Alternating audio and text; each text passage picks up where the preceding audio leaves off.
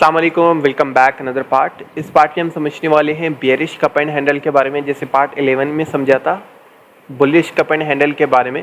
यहाँ पे cup exactly same बनता है लेकिन उल्टा बन जाता है। आपने उल्टा नहीं करना, चाय गिर जाएगी।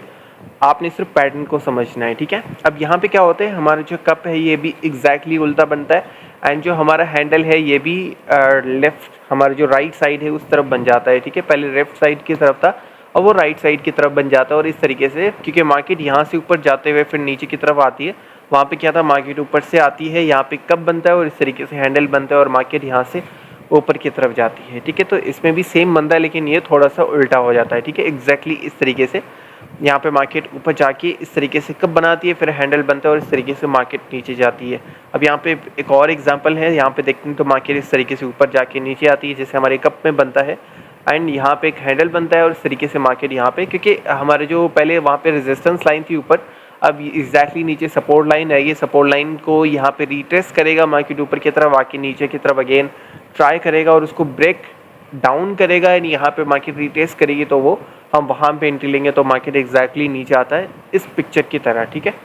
अब इसको हम यहाँ पे चार्ट पे समझते हैं कि कैसे काम करता है। हमने पहले ही एग्जांपल के साथ समझ लिया था, अब हम इसको अगेन समझ लेते हैं। अगर हम यहाँ पे देखते हैं तो मार्केट एग्जैक्टली यहाँ से ऊपर की तरफ जाता है एंड यहाँ से ऊपर की तरफ जाने के बाद इस तरीके से मार्केट यहाँ पे साइडवेज में मूव होता है एंड इस तरीके से मार्केट नीचे आता है हमारी जो सपोर्ट लेवल है वहाँ तक एंड उसके बाद मार्केट अगेन ट्राई करता है और इस तरीके से मार्केट ब्रेक डाउन देता है, ठीक है।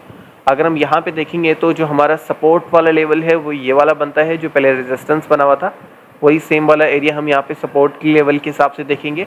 एंड अगर हम यहाँ पे एंट्री के हिसाब से देखेंगे तो जिस कैंडल ने हमें क्लोजिंग दिया हम उसके अकॉर्डिंग वहाँ पे एंट्री लेंगे। मैक्सिमम लोग यहाँ पे सपोर्ट को ब्रेक होने के बाद ट्रेड लेंगे। आप दोनों चीज़ें कर सकते हो, जैसे हम ऑलरेडी इस चीज़ को डिस्कस कर चुके हैं, या रिट्रेस के टाइम कर सकते हो।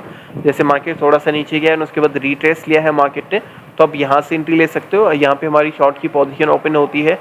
अगर हम यहाँ से अपनी शॉर्ट की पोजीशन ओपन करते हैं, अगर आप फ्यूचर ट्रेड नहीं करते तो आपने अपनी कुछ सेलिंग करनी होती है, आपको एक कन्फर्मेशन मिलती है कि मार्केट नीचे जाएगा। अब यहाँ पे अपनी स्टॉप लॉस कहाँ पे लगाना है, जो हमारा हाई होता है हैंडल का, हमारे हैंडल का हाई ये वाला है, तो हम अपना स्टॉप लॉस यहाँ पे रखेंगे एंड जो टारगेट होगा हमारा वो भी सेम तरीके से हम यहाँ पे लेंगे जैसे हमने यहाँ पे बुलिश कप का लिया था, कप एंड हैंडल का लिया था। आपने सिंपली वही लाइन को आपने यहाँ से ड्रॉ करके उसको यहाँ पे आपने नीचे ले आना है और इस तरीके से आपने उसको डाल देना है मार्केट के चार्ट के ऊपर, ठीक है।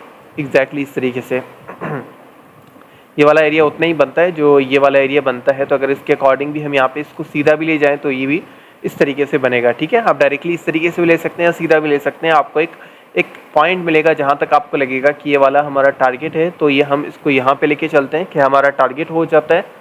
एंड हमारा जो एंट्री पॉइंट है वो रीटेस्ट के टाइम हम लेते हैं, या आप यहाँ पे भी ले सकते हो। सेफ जोन ये है कि आप सपोर्ट ब्रेक हो फिर रीटेस्ट हो फिर आप ले सकते हैं, उसमें ये कि आपका रिस्क कम हो जाता है।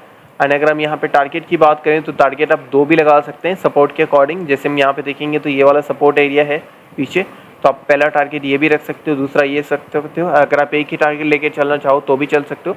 मैं दोनों चीज़ें कभी कभार अप्लाई करता हूँ मार्केट के कंडीशन के अकॉर्डिंग। 1:2.7 रिस्क रिवार्ड रेशियो बन रहा है जो कि काफ़ी अच्छे इसको आप लेके चल सकते हैं, ठीक है। मैक्सिमम लोग क्या करते हैं, स्टॉप लॉस यहाँ पे भी लगाते हैं। जो ये कैंडल है जिसने क्लोजिंग दी है उसका हाई भी आप स्टॉप लॉस लगा सकते हैं। आप ये जो हमारा हैंडल है उसका हाई भी यहाँ पे आप लगा सकते हैं। ये आपकी अपनी चॉइस है, आप अपनी रिस्क रिवार्ड रेशियो को किस तरीके से लेके चल रहे हैं, किस तरीके से मैनेज करें। अगर आपका स्टॉप लॉस रेशियो अच्छा है, रिस्क रिवार्ड रेशियो आप ये लेकर चलना चाह रहे हैं तो ये भी चल सकते हैं। अगर आप ये वाला लेके चलेंगे तो आपको स्टॉप लॉस हिटने के चांसेस बहुत कम होंगे, तो आप ये वाला भी एरिया लेके चल सकते हैं, या कि ये आपकी अपनी चॉइस है, ठीक है। थैंक यू सो मच, मिलते हैं नेक्स्ट पार्ट में।